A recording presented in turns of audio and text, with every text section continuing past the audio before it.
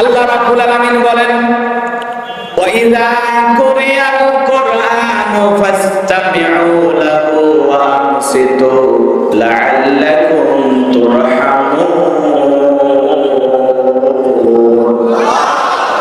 সূরা আরাফ আয়াত নাম্বার 204। আমার আল্লাহ রাব্বুল আলামিন জানায় দিলেন, তোমাদের সামনে যখন কোরআন পাঠ করা হয়, কোরআনের আলোচনা করা হয়, চুপ করে কান লাগিয়ে মনোযোগ সহকারে কোরআনের কথাগুলো শ্রবণ করো। যারা চুপচাপ কোরআনের কথাগুলো শ্রবণ করতে পারবে, আমার আল্লাহ রাব্বুল আলামিন জানায় দিলেন, তাদের জন্য আসমান থেকে রহমত বৃষ্টির মতো নাজিল হবে। কোন সুবহানাল্লাহ। আল্লাহ রাব্বুল আলামিন আরো বলেন, আল্লাযীনা ইয়াসতামিউনাল কাওলা ফায়াত্তাবিউনা আহসানাহু উলাইকাল্লাযীনা হাদাহুমুল্লাহু ওয়া উলাইকা হুম উলুল আলবাব। সূরা জুমার আয়াত নাম্বার 18। আমার আল্লাহ রাব্বুল আলামিন জানায় দিলেন, খুব মনোযোগ সহকারে কোরআনের কথাগুলো শ্রবণ করো। এখান থেকে যেটা উত্তম কথা, ভালো কথা, সুন্দর কথা, সেইটা নিজের জিন্দেগিতে গ্রহণ করো, মেনে নাও। উলাইকাল্লাযীনা হাদাহুমুল্লাহু, আমি আল্লাহ তোমাদের জন্য হেদায়েতের রাস্তাটাকে সহজ করে দেব। ওয়া উলাইকা হুম উলুল আলবাব, যারা কোরআন থেকে উত্তম কথা, ভালো কথা গ্রহণ করে মেনে নেয়, আমার আল্লাহ জানায় দিলেন, তারাই হলো বুদ্ধিমান। সুবহানাল্লাহ। এজন্য কোরআন থেকে ভালো কথা গ্রহণ করার দরকার আছে না নাই? ওয়াজ শুনে প্যান্ডেলে রাখবেন নাকি বাড়িতে নিয়ে যাবেন? যেহেতু লেখা আছে তাফসীরুল কোরআন মাহফিল, এজন্য কোরআন থেকে ওয়াজ করার দরকার আছে না না? কোরআন থেকে কথা বলে লাভ না লস? আল্লাহ বলতেছেন, ওয়াযাক্কির ফাইন্নায যিকরা তানফাউল মুমিনিন। সূরা জারিয়ার 55 নম্বর আয়াত আল্লাহ ডেকে বলেন, যারা আমার মুমিন বান্দা, তাদের সামনে যদি কোরআন থেকে ওয়াজ করা হয়, কোরআন থেকে উপদেশ দেওয়া হয়, এই কথাগুলো আমার মুমিন বান্দাদের উপকারে আসবে। কোন সুবহানাল্লাহ।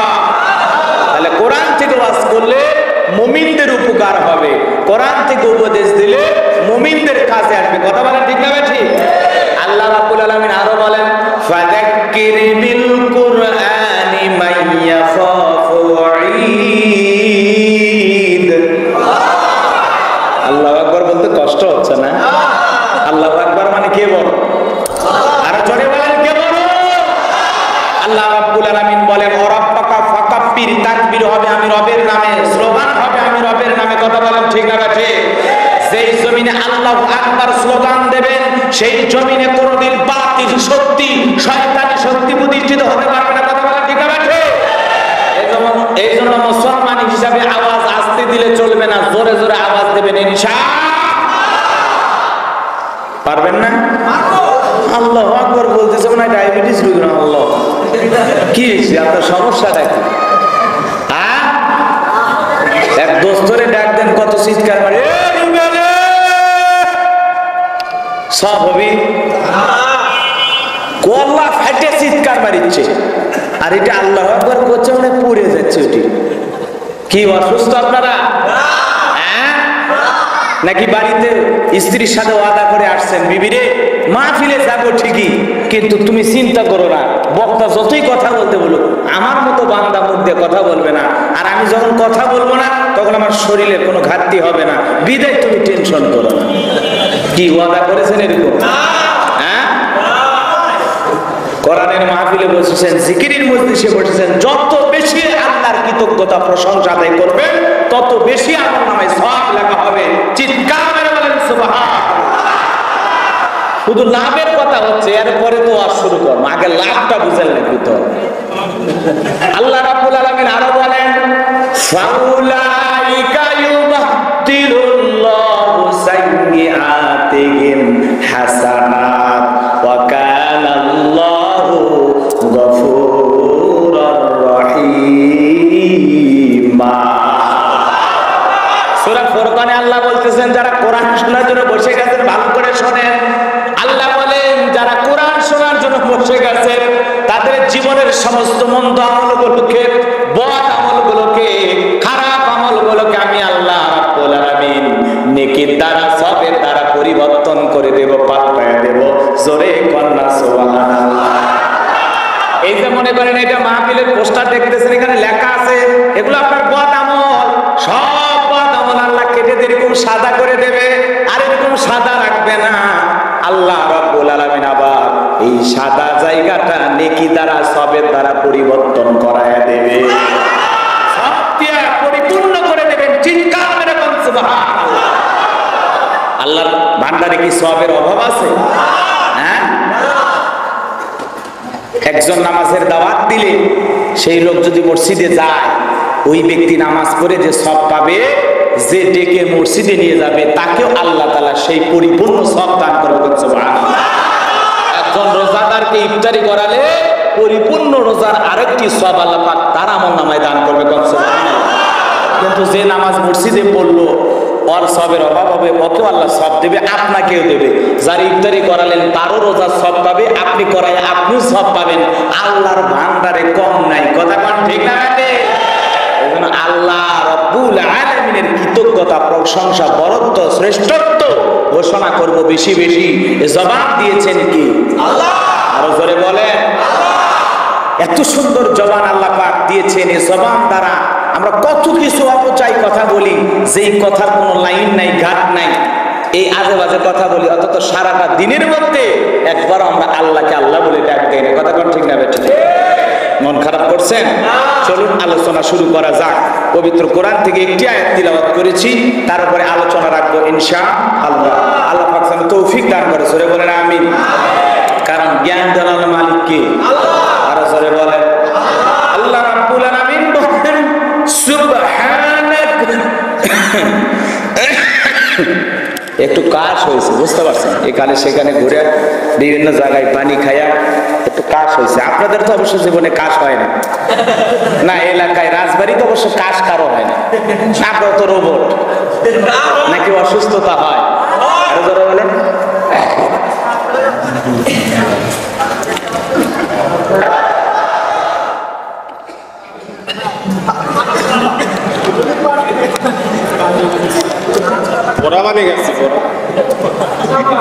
মন খারাপ করছেন?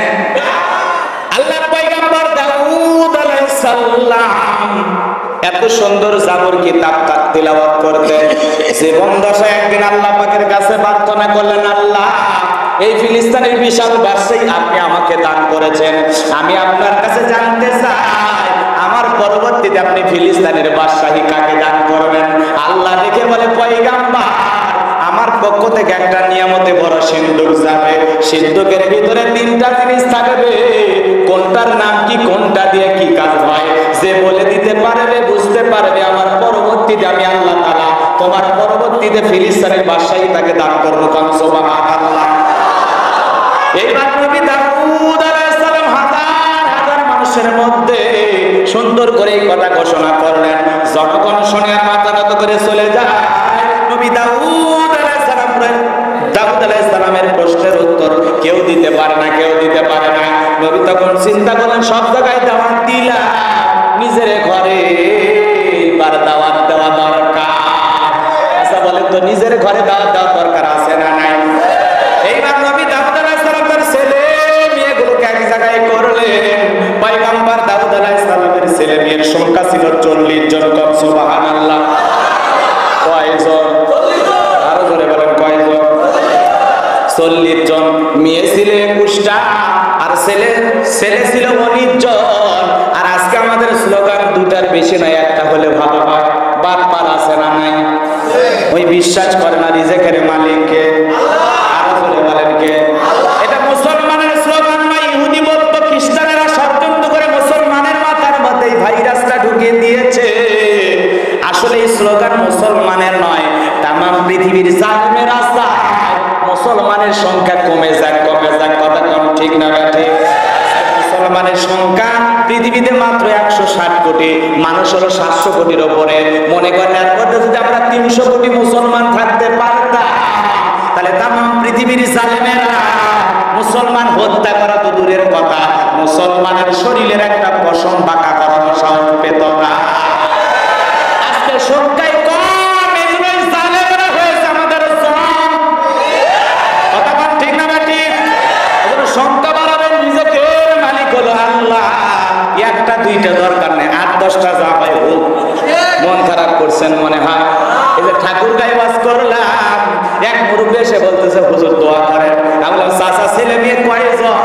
বলে মিয়া আমার 11টা ছেলে, আমার 6টা, মাশাআল্লাহ। কথা কার? বরকত দেয় কে? এরকম এক মুরব্বী চাচা, এরকম মুরব্বী চাচা দিনাজপুর বিরলে দিনের বেলায় ওয়াজ করার পর চাচা কোলে করে সন্তান এসে বলে হুজুর দোয়া করেন। আমি বললাম বাবাজি কে নাতিপতি? কয় নাতিপতি মানে আমারই। চাচা বয়সের সাথে তো মেলে না। বলে আল্লাহ শেষ বয়সে বরকত দিয়েছে তো করবো কি? আমার ভাইজানেরা যেন গভীর মনোযোগ দিয়ে শুনে যা।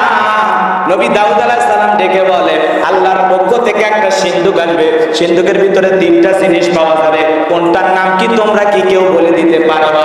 নবী দাউদ আলাইহিস সালামের বড় ছেলে বলতে পারে না, তার ছোট ছেলে বলতে পারে না, তার ছোট সেইটাও বলতে পারে না, সবার ছোট 19 বছরের যুবক, নাম তার সুলাইমান।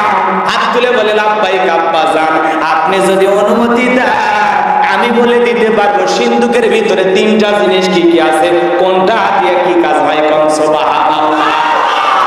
দাউদ নবী ডেকে বলে বাবা তুমি ছোট মানুষ না, বুঝে কথা বলো। কথায় আছে মরিচ ছোট ঝাল বেশি। কথা না? এইবার দেখে বলে আব্বা আপনি আমাকে একেবারে ছোট মনে করবেন না।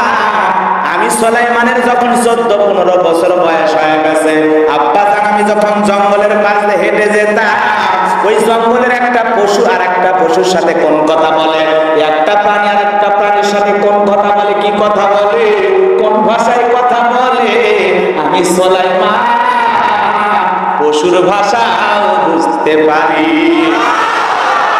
ও আব্বা জান আপনি আমার একেবারে ছোট মনে করবেন না।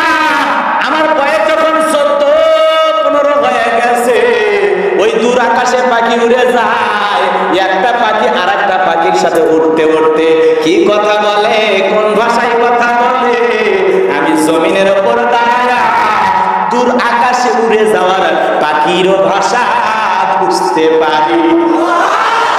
এইবার ডেকে বলছে আব্বা বলে দিতে চাই, নবী সুলাইমান বলতে চাই 3টা জিনিস কি, কোনটা দিয়ে কি কাজ হবে। ওরে রাজবাড়ির মুসলমান আপনারা কি শুনতে চান? কারা কারা শুনবেন দুহাত তুলে একবার দেখা। লিল্লাহি তাকবীর। হাত নামান, হাত নামান। আর একটা কথা আমি আপনাদের সামনে বলতে চাই, এটা হলো যুবকদের অনুরোধ দিয়েছে, তাদের একটা ছোট অনুরোধ আছে। মন খারাপ করতেছেন আপনারা? এজন্য আমি বললাম না শুরুতে আমি কোন রাজনীতির ওয়াজ করব না। হ্যাঁ আমি গোলাম রব্বানী যদি কোন রাজনীতির আলোচনা করি, এই পৃথিবীর শ্রেষ্ঠ রাজনীতিবিদ, শ্রেষ্ঠ রাষ্ট্রনায়ক, শ্রেষ্ঠ সেনাপতি, শ্রেষ্ঠ বাবা, শ্রেষ্ঠ নানা, শ্রেষ্ঠ আদর্শ, শ্রেষ্ঠ বৈজ্ঞানিক, শ্রেষ্ঠ দার্শনিক রাহমাতুল লিল আলামিনের মদিনার রাজনৈতিক জীবনটা আলোচনা করব, যেই রাজনীতির মধ্যে কোনো দুর্নীতি নাই। কথা বলেন ঠিক না বেটা? আমি যদি কোন রাজনীতিক বক্তব্য দিই ওমর ফারুকের আদর্শের রাজনীতি করতে বলবো, যে ওমর ফারুক আদর্শের রাজনীতি করতে গিয়ে দ্বীন ইসলামের হুকুমত, আইন, নিয়ম নীতি, সমাজ আর রাষ্ট্র পরিচালনা করতে গিয়ে নিজের কলিজার টুকরা সন্তানকে পর্যন্ত ছাড় দেয় নাই, চিৎকার করে বলেন আল্লাহু আকবার। সে আদর্শের রাজনীতির কথা শোনার পর আপনার আবার চুল কেনে আরম্ভ না। কথা বল না কেন? কিছু মানুষ হক কথা সহ্য করতে পারে না। ছোট্ট বাচ্চা অসুস্থ, বাবা ডাক্তারের কাছে নিয়ে গেছে, ডাক্তার ভাই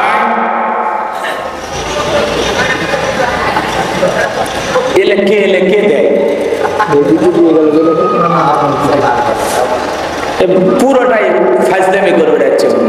বলছে মাহফিলে প্রজেক্টর দিয়ে মহিলা দেখা যায়, তোর বউ বাড়ি সারাদিন সেল লাইন দেখে, তুই কয় হুজুরের কাছে ফতুয়া লিখছরে? বদমাইশ। কথা বল না কেন? বউ সারাদিন দেখিচ্ছে কিরণ মালা, ঝিনুক মালা, কত কি হচ্ছে সেগুলো দেখিচ্ছে, খালি বলে মাজা দোলায় নাচ গান সব দেখিচ্ছে।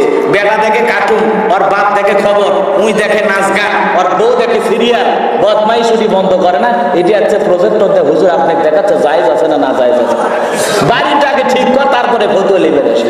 কথা বল ঠিক না বেটা? আগে ডিসেল লাইন কাটিয়ে দেস, তারপরে আমার সাথে দেখা করিস। বান্দর কোনটিকা মন খারাপ করছে? ওই প্রজেক্টরের হিসাব লিখতে যাচ্ছে। প্রজেক্টর হিসাব করে রে, তোর বউ বলে তুই সিনেমা হবে, সিনেমা দেখিস, সেই হিসাব আগে কর। তোর বউ ব্যাপারটাই রাস্তাঘাটে চলাফেরা করে, রং ঢং করে ঘরে, সেই হিসাব আগে কর। আরাম কাজ করতেছিস, আবার এটি ফতুয়া নিয়ে বেড়াচ্ছিস না। ওই প্রজেক্টরের হিসাব করতে যাও, আর বউ পুকুরের ঘাটে সেই হিসাব করে না। বাড়িতে একটা গোসলখানা আগে বানা, বউ পর্দার ভিতর রাখ, টান করে আসিস আমার বাড়ি। রোটে ঘাটে কিছু কিছু স্বামী এলে বাংলা আওয়াজ, এলে বাংলা আওয়াজ, স্ত্রী যাচ্ছে জমি ধান কাটবে, এরকম বউ আছে না? এটা কোন দেশে বসবাস করতেছেন? বউকে আপনি জমি ধান কেটে নেন, ঘাস তুলে নেন, এলে আমাদের এলাকাতে হয়, আপনাদের এলাকাতে হয় না তো? মহিলাদের খাটে নিচ্ছে জন্মের খাটা, আর এটি আছে ফতুয়ালি বাড়ির ডিসেল লাইন কাটে আমার সাথে দেখা করিস। আল্লাহ খবর করেছে খানা আমি মাছকে দিলে এলে বলে করবে না, মাথা গরম হয়ে গেলে কিন্তু ওয়াজ হবে না, ওয়াশ হবে। মন খারাপ করছে, বিরক্ত হচ্ছে। এজন্য উমর ফারুকের আদর্শের কথা বলবো যে উমর ফারুক কেমন নেতা ছিলেন গো। উমর ফারুক খলিফাতুল মুসলিমিন আমিরুল মুমিনিন। হযরত ওমর রাতের বেলায় তাহাজ্জুদের নামাজ আদায় করে স্ত্রীকে ডেকে বলে, প্রিয়তমা স্ত্রী, হ্যাঁ সমস্যা, মাইকটা আসলে একটু টেনশন করতেছে, কি করবেন? আপনাদের কাছে আওয়াজ ক্লিয়ার মনে হচ্ছে না? কষ্ট হচ্ছে না? আচ্ছা হোক, যা করবেন তাই ভালো লাগবে। কি ভালোবাসা গো আমার ভাইরা। যে কথা বলতে চাচ্ছিলাম, উমর ফারুক রাতের বেলায় তাহাজ্জুদের নামাজ আদায় করার পর স্ত্রীকে ডেকে বলে, বিবি আমার শোনো, আমাকে রাঙা তরবারি দাও, আমাকে ছদ্মবেশ ধারণ করে দেখতে হবে জনগণ সুখে আছে না দুঃখে আছে, তাদের খোঁজ খবর নেওয়া লাগবে। আল্লাহ আমার খেলাফতের দায়িত্ব দিয়েছে বাড়িতে বসে থাকার জন্য না, জনগণের সঠিকভাবে দায়িত্ব পালন করার জন্য। স্ত্রী রাঙা তরবারি দিলেন, খলিফাতুল মুসলিমিন আমিরুল মুমিনিন হযরত ওমর রাঙা তরবারি নিয়ে অলিতে গলিতে ঘুরতে ঘুরতে রাতের বেলা এক যুবকের সাথে দেখা হয়ে গেল। যুবক সালাম দিলেন, আসসালামু আলাইকুম আমিরুল মুমিনিন। হযরত ওমর সালামের জবাব দিয়ে বলে, যুবক এত রাতের বেলায় কেন তুমি দাঁড়িয়ে আছো? ওমর ফারুককে এইবার যুবক ডেকে বলে, খলিফা খেলাফতের দায়িত্ব দেবার পর সারাটা জীবন তো মানুষের বাড়িতে ডিউটি করলেন। ও খলিফা, আল্লাহ খেলাফতের দায়িত্ব দেবার পর সারাটা জীবন তো মানুষের বাড়িতে ডিউটি করলেন, নিজের বাড়ির খবর রাখলেন না। আপনার বাড়িতে একটা রক্তাক্ত লাশের প্যাকেট আছে, প্যাকেট আছে। ওমর ফারুক ডেকে বলে, যুবক তুমি সাবধানে কথা বলো। সেই ওমর ফারুকের নাম শোনার পর বাঘে ছাগলে এক কাটে পানি খায়। ওমর যেই পথ দিয়ে যায় 40 দিন শয়তান ওই পথ দিয়ে যায় না। সেই ওমর রানী খলিফা থাকাকালীন তার রাজ্যের ভিতরে একটা শিশুকে হত্যা করে, আবার সেই লাশের প্যাকেট আমার বাড়িতে আছে। তুমি কি কথা বলো রে যুবক, তুমি কি কথা বলো? যুবক ডেকে বলে, খলিফা আপনার সামনে দাঁড়ায়া মিথ্যা কথা বলার মতো সাহস আমার নাই। আমি যা বললাম সত্য বললাম, বিশ্বাস না হলে আপনি বাড়িতে গিয়ে দেখেন। আমার বাড়িতে রওনা করেছে। যুবক ডেকে বলে, খলিফা ওই লাশের প্যাকেট খোলার পর দেখবেন ছোট্ট একটা চিঠি আছে, ওই চিঠির ভিতরে 2টা কথা লেখা আছে। ওই চিঠিটা ওই আপনার হত্যাকারী ধরার ব্যাপারে সহযোগিতা করবে। চিঠির ভিতরে সামান্য গোপন তথ্য দেওয়া আছে। এই কথা শোনার পর আর বাড়িতে চলে গেলেন। লোকজনকে ডেকে বললেন, পুরো বাড়ি তল্লাশি চালাও। পুরো বাড়ি তল্লাশি চালানো হলো। খোঁজাখুঁজি করার পর তাকায় দেখে একটা রক্তাক্ত প্যাকেট পাওয়া গেল। ওমর ফারুকের কাছে নিয়ে আসলো। ওমর ফারুক দেখে বলে, প্যাকেটটা খোলো তো দেখি।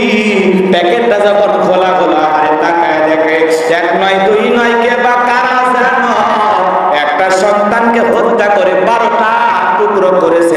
নাউযুবিল্লাহ। এই রক্তাক্ত শিশুর লাশটা দেখার পর ওমর ফারুকের চোখ বেয়ে পানি পড়তেছে, আর দেখে বলতেছে, আল্লাহ আল্লাহ গো, কার হৃদয় এত বড় পাষাণ, কে এত বড় নির্দয় নিঠুর রে বাবুলা। কি ছিল এই শিশুর অপরাধ, কেন তার টুকরো টুকরো করে হত্যা করেছে?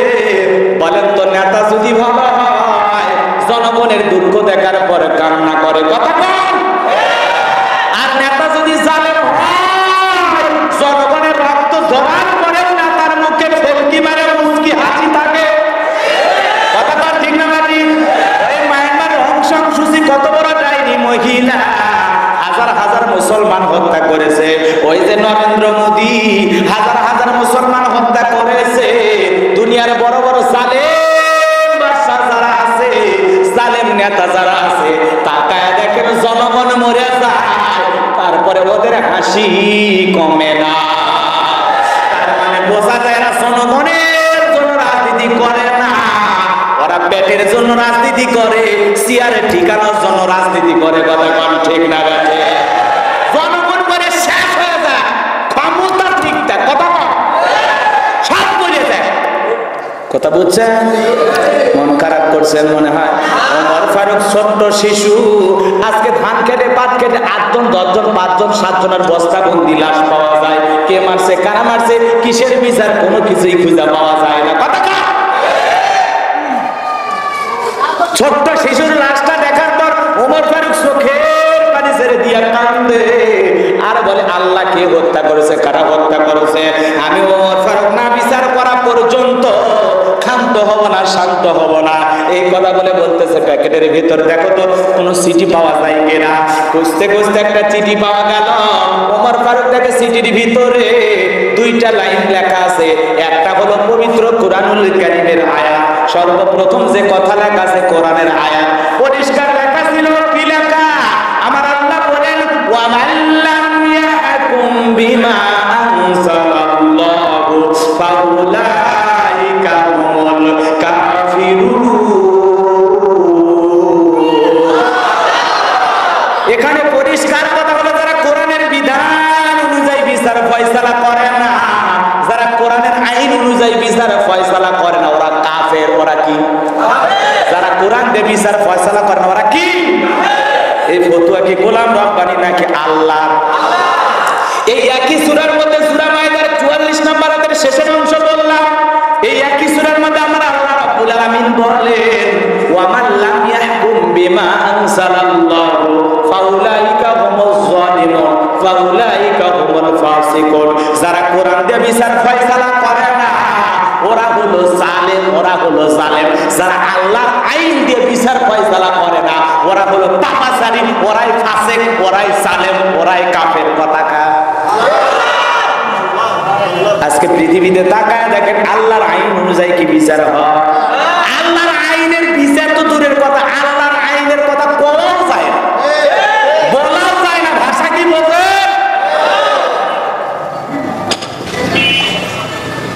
মন খারাপ করছেন, কষ্ট পাচ্ছেন, একটু অপেক্ষা করেন। আসতেছি, কেবল শুরু করতেছি, কেবল শুরু হচ্ছে। এ ভাইজান গভীর মনোযোগ দিয়ে শুনে যা। ওমর ফারুক ইমার রাজের নেতা যারা ছিল, ওমর ফারুক তাদেরকে দেখলেন যারা দায়িত্ব পালন করছেন। সেনাবাহিনীকে ডাক দিলে পুরো এলাকা তল্লাশি চালাও, এই হত্যাকারীকে আমি তাড়াতাড়ি দ্রুত গতিতে গ্রেফতার দেখতে চাই। ওমর ফারুকের নির্দেশে চতুর্দিকে খোঁজাখুঁজি করা হচ্ছে, কার সন্তান, কে হত্যা করলো, কেন হত্যা করলো, পুরো এলাকায় তল্লাশি চালাও। তল্লাশি চালায় কয়েকদিন পর কোন আসামি খুঁজে পাওয়া গেল না। ওমর ফারুক এইবার চিঠির 2 নম্বর কথা লেখা আছে, খলিফা এই লাশের হত্যাকারী যদি খুঁজে না পান আপনার বাড়ির দাসীকে আপনি জিজ্ঞাসা করবেন, এই লাশের ব্যাপারে আপনার দাসী একটু হলেও তথ্য দিতে পারবে। এইবারে দাসীকে জিজ্ঞাসা করে, দাসী রে তুমি বলো তো এই 12 টুকরা লাশটা কার, এই সন্তান কার, কে হত্যা করেছে, কেন হত্যা করেছে, তুমি কি জানো? দাসী রেখে বলে, খলিফা আমি যতটুকু জানি ততটুকুই বলবো, একটু এদিক সেদিক করবো না। ঠিক আছে, তুমি কি জানো বলো। এইবার দাসী রেখে বলে, খলিফা আপনি প্রতিদিন যখন বাড়ির বাইরে চলে যান ওই মেন গেটটা দরজাটা লাগানোর জন্য আমি যখন যাই দেখলাম এত একটা সুন্দরী মেয়ে, পুরো মদিনা বললেও ভুল হবে না, এমন সুন্দরী মেয়ে আমি জীবনেও কোনোদিন দেখি নাই। সেই সুন্দরী মেয়েটা প্যাকেটটা নিয়ে আসলো, নিয়ে আসার পর বাড়ির ভিতরে রাইখা মেয়েটা যেতে লাগলো। মেয়েটার পেছনে পেছনে আমি রওনা করলাম। যাইতে যাইতে মেয়েটাকে ফলো করার পর তাকায় দেখলাম ওই যে জঙ্গল দেখা যায়, ওই জঙ্গলের কাছে ছোট্ট একটা কুটির ঘর আছে, ওই ঘরের ভিতরে মেয়েটা প্রবেশ করলো। আপনি যদি মূল আসামি ধরতে চান, এই সন্তান কারকে হত্যা করেছে, যদি আপনি পুরো তথ্য জানতে চান, আসামি খুঁজতে চান, তাহলে ওই মেয়েটাকে গ্রেফতার করতে হবে। এই কথা শোনার পর ওমর ফারুক সেনাবাহিনী বাড়িতে চলে গেল। চতুর্দিকে কুটিরটা ঘেরাও করার পর দরজায় করে নক করে, এই দরজা খোলো, আমি খলিফাতুল মুসলিমিন আমিরুল মুমিনিন ওমর এসেছি, দরজা খোলো। ভিতর থেকে ওমর নাম শোনার পর কলিজারে পানি শুকিয়ে গেছে। তারপরে ভয় ভীতি নিয়ে দরজা খুলে দিল এক মুরব্বী মানুষ, সালাম বিনিময় হলো। ওমর ফারুক দেখা বলে, মুরব্বী এই বাড়ি আমি আর আমার মা মরা মেয়ে। কই আপনার মেয়ে? ডাক্তার। মেয়েটাকে ডাক্তার বলো। এই মেয়ে বলো এটা কে? হয় বলে আমার বাবা। ওমর ফারুক চিন্তা করলো, যেহেতু বাবার মেয়ের সম্পর্ক, কোন ভদ্রলোক বাজে মন্তব্য করতে পারে না। দেখে বলতেছে, মেয়ে রে, তুমি বলো তো এই প্যাকেটটাকে তুমি আমার বাড়িতে রেখেছো? বলে হ্যাঁ রেখেছি। তাহলে এখন তুমি বলো এই সন্তান কার? কে হত্যা করলো? কেন হত্যা করলো? সন্তানের জন্ম কি বৈধ পন্থে হয়েছে নাকি অবৈধ পন্থে হয়েছে? আর হত্যাকারীকে, আর মাকে, আর বাবাকে জানতে চায়। ওরা ঘটনাটা বলতে চায়। মেয়েটা ডেকে বলে, খলিফা আমি কোনো কথা বলবো না, আমি আল্লাহর কাছে পরিষ্কার বিচার পাওয়ার জন্য এই তথ্যটা আপনার বাড়িতে রেখেছি। আমি চাই দুনিয়াতেই বিচার হোক, আখিরাতে যেন কোনো বিচার না হয়। বিদায় আপনার বাড়িতে প্যাকেটটা রেখে এসেছি। এই সন্তান কার, কে হত্যা করেছে, কি করেছে, ঘটনা সব আমি আপনার কাছে খুলে বলবো। খলিফা আপনি একটু আমাকে সময় দেন। আপনারা কি একটু সময় দেবেন ভাই? কারা কারা শুনবেন তো? হাত তুলে দেখান তো। বাজার আমি জায়াত তিলাওয়াত করেছি, তার উপরে আলোচনা হওয়ার দরকার আছে না নাই? ভাই আমার ভাষা বুঝতে কি কষ্ট হচ্ছে আপনাদের? বিরক্ত হচ্ছেন আপনারা? কারণ আসলে ভাষা বোঝা মুশকিল। রাজবাড়িতে কেমন আলোচনা হয়, কেমন ভাষা, এ তো বোঝা মুশকিল, তাই না? আমার এলাকায় আছে নওগাঁ জয়পুর হাট। এরা বাপক ডেকে বলে, তুই কেন কাজ, তুই কোনটি যাচ্ছ, তুই কি করছ? তার মানে হলো পরিষ্কার ভালোবাসা হলো তুমি কেমন আছো, তুমি কোথায় যাচ্ছ। এই কথাটা ওইভাবে না বলে বলে তুই কেন আছো, তুই কোনটি যাচ্ছ। কথাকে বুঝছেন? আর গরুর সাথে যখন খাবার দেয়, গরু শুনেন না, গাভী, এই গাভীর যখন খাবার দেয় তখন বলে আপনি খাইলে খান, না খাইলে গুদগুদাইন না। তার মানে আপনি খাইলে খান, না খাইলে বিরক্ত করেন না, বুঝেন না, নষ্ট করেন না, এরকম আর কি। তার মানে গরুর ডাকে আপনি কইরা, বাপক ডাকে তুই কইরা। কথা কি বোঝা যায়? এক দেশের গালি আর এক দেশের বলি। কথা কন ঠিক না? আমাদের দেশে চমৎকার চমৎকার ভাষা আছে, আছে না? ওই যে ফেনি, ফেনি, ওরা কি ফেনিদের কি কয়? হেনি কয়। হেনি কলেজের টাকা নিয়ে সুদূর হুদুর চলতো। কথা কি বুঝছেন? এক এক জায়গায় এক এক রকম ভাষা। তা আমি একবার সিলেটে বাস করতে গেলাম। সিলেটের মাহফিল কমিটি বলতেছে, হুজুর আপনি কি পক খাবেন? পক? আমি চিন্তা করলাম, আল্লাহ, এদিকের মানুষ লন্ডন আমেরিকায় বসবাস করে, আমার যদি কুচে ব্যাং রান্না করে খাবার দেয় আমি তো খাইতে পারবো না। অতএব বললাম, ভাই আমি পক খাবো না।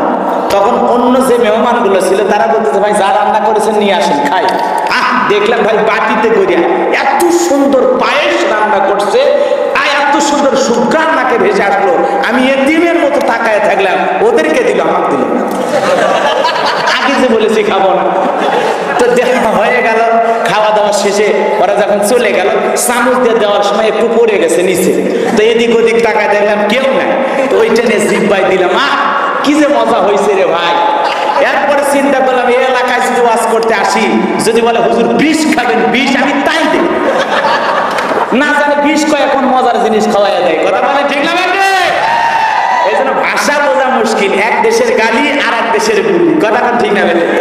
চট্টগ্রাম কক্সবাজার এলাকায় যাবেন, ওরা যে নিজেরা কি কয় বোঝার কোনো কায়দাই না। কথা কোন ঠিক না? আঞ্চলিক ভাষা যখন কথা বলে বোঝার কোনো কায়দাই নেই। কথা কি বুঝতে পারছে? তো এইরকম একটা জেলায় থেকে আর একটা জেলায় আমাদের বাংলাদেশে যেরকম মিষ্টি ভাষাগুলো, বিশেষ করে কুষ্টিয়া, রাজশাহী এই এলাকার অঞ্চলের মানুষের ভাষা খুব সুন্দর, আলহামদুলিল্লাহ বলে। প্রত্যেকটা জেলারই ভাষা সুন্দর, এক এক ভাবে এক এক সৌন্দর্য তাদের ভিতরে। কথা কর ঠিক না? মন খারাপ করছেন আপনারা? এই জন্য আমার ভাষা বুঝতে কষ্ট হচ্ছে না? তাহলে চলুন আমি যে আয়াত তিলাওয়াত করেছি মূল আলোচনা শুরু করা যাক।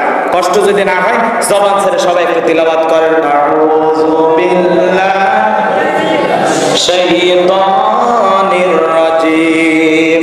বিতাড়িত মোর্দা শয়তানের কাছ থেকে আল্লাহর কাছে আশ্রয় প্রার্থনা করছি, আত্মরক্ষা চাচ্ছি। সূরাটির নাম হলো হামিমা সেজদা।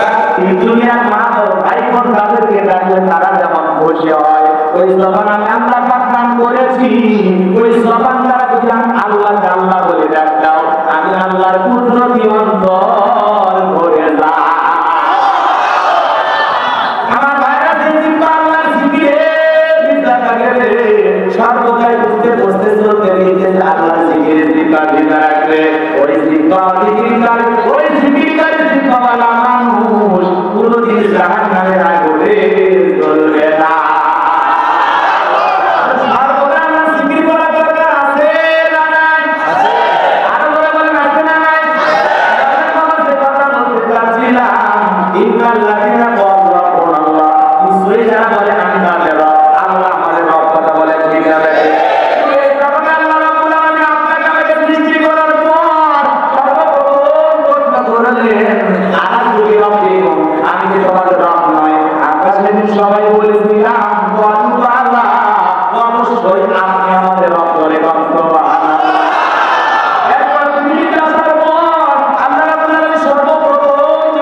জিকির করলেন আল্লাহ রাব্বুল আলামিন বলেন ইকরা বিসমি রাব্বিকাল্লাযী খলাক আল্লাহ রাব্বুল আলামিন বলেন ইকরা বিসমি রাব্বিকাল্লাযী খলাক তোমার রবের নামে যিনি তোমাকে সৃষ্টি করেছেন অনেক রব শব্দ আছে না নাই সর্বপ্রথম তার জ্ঞান অর্জন করা লাগবে আল্লাহর জ্ঞান কথা কোন ঠিক হবে এই রবের জ্ঞান হয় মাদ্রাসায় কথা বলেন শিক্ষা হয় কোথায় এগুলো স্কুল কলেজে পাওয়া যায় স্কুল কলেজে পাওয়া যায় না মাদ্রাসার ছোট ছোট বাচ্চারা কত সুন্দর করে পেশাব পায়খানা করে ওটা বসা আদব পায়রা পড়া যায় কত সুন্দর ইমাম নামাজ পড়ালে বা জানে কেমন জানা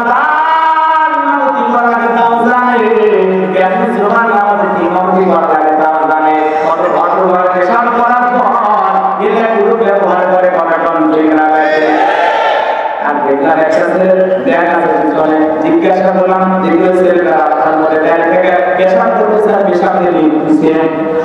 ছোট্ট বাচ্চা বয়স বেশি নয় আমি বললাম বড় করে ক্লাস করে আমি বললাম তোমার স্কুলে কি হিসাব করা আরো ফায়দা শিখায় না সেই কথা বলতেছে আমি একটু প্রাইমারি স্কুলের হিসাব খায় যায় দেখি আমার শিক্ষক যায় আর তাই হিসাব করতেছে যেমন দেখতেছে তেমন শিক্ষকের শিক্ষক তেমন ছাত্র তেমন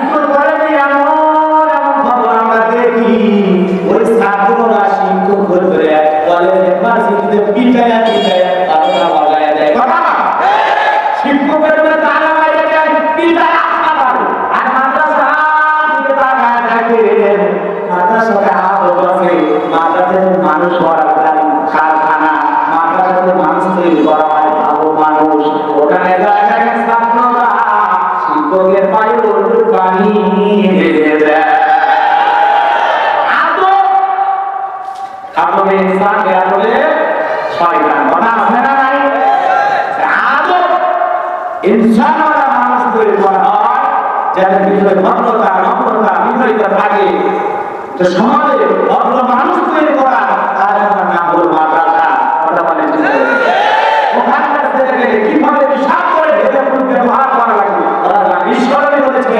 আমার কথা নয় হিসাব থেকে পবিত্র না হওয়ার কারণে অনেক মানুষ জাহান্নামের আগুনে জ্বলতে পারে কথা না আর এমন ছেলেগুলি আছে 30-40 বছর বয়স রাস্তার মধ্যে ট্রান্সফার মোটরসাইকেল আটকায়া সেটা টাইম দিয়া লম্বা স্লিপ গাড়ি করে হিসাব করছে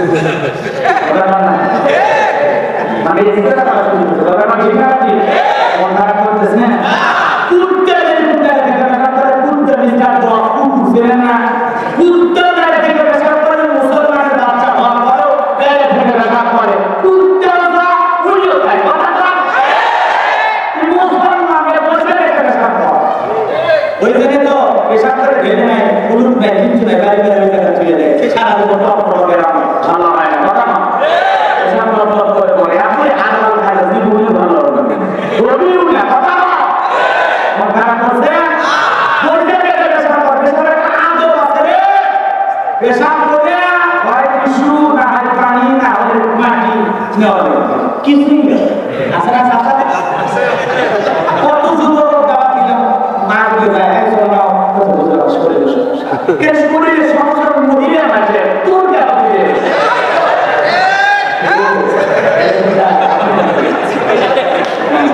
আমি এরকম করতে শরীরে সমস্যা মহিলা তারা ভেঙে যাবে পুরুষ মানুষ এই কথা কিছু পুরুষ সব শোনে ক্লিয়ার ওটা কম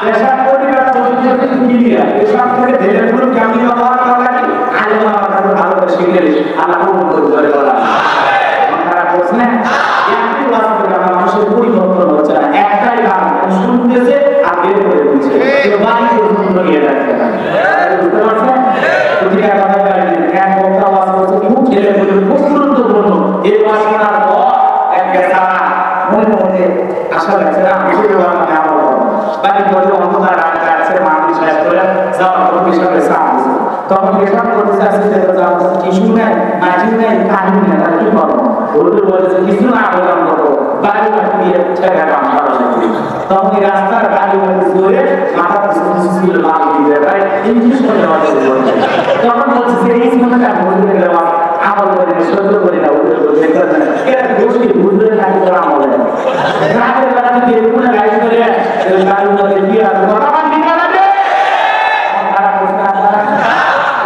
পেশা করে গেলে গুরু ব্যবহার করুন আপনি মুসলমান আপনার বিভিন্ন রোগ থেকে আল্লাহ মুক্তি দেবে কথা বলি না অন্য আমল করে লাভ লাভ ঠিক এ ভাইরা গভীর মনোযোগ করে শুনে যা কি করে বিদ্যা বিজ্ঞান লাগি কলা পরদবারের নামে যিনি তোমাকে সৃষ্টি করেছেন সেই বলে পরদের গর্ভে সেই সূরাটা বেশি তিলাওয়াত করে সেই সূরা তিলাওয়াত না করে আমাদের নামাজ হয় না সূরাতুল ফাতিহা 1 নম্বর আয়াত সবাই তিলাওয়াত করেন আলহামদুলিল্লাহি রাব্বিল আলামিন আল্লাহু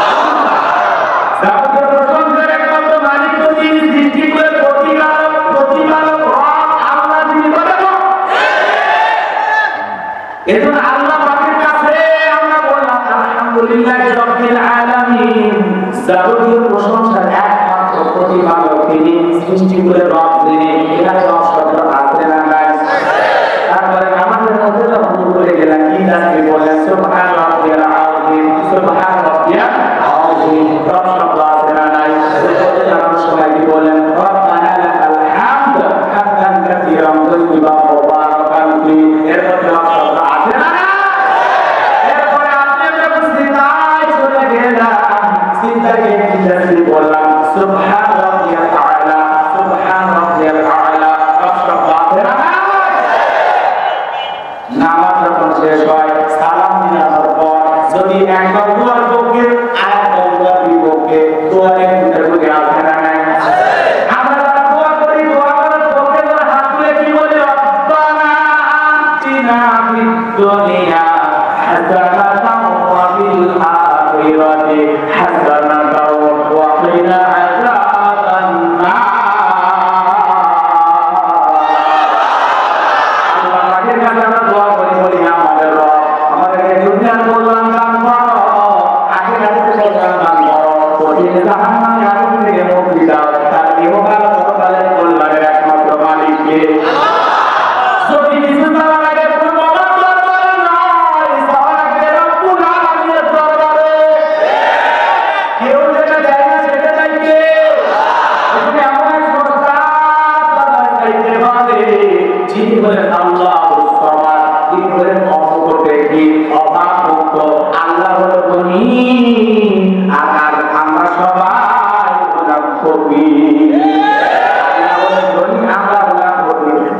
সবাই আর আছে বলি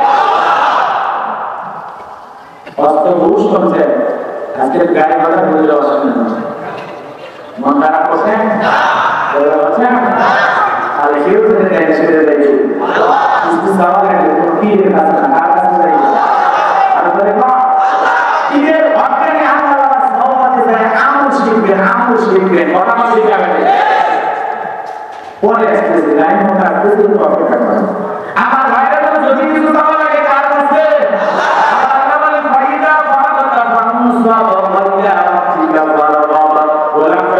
বিশ্বাস করে শুরু ভালো হইবা তোমার শূন্য হাত আমি আল্লাহ দিকে গেলে ধরো আমি আল্লাহ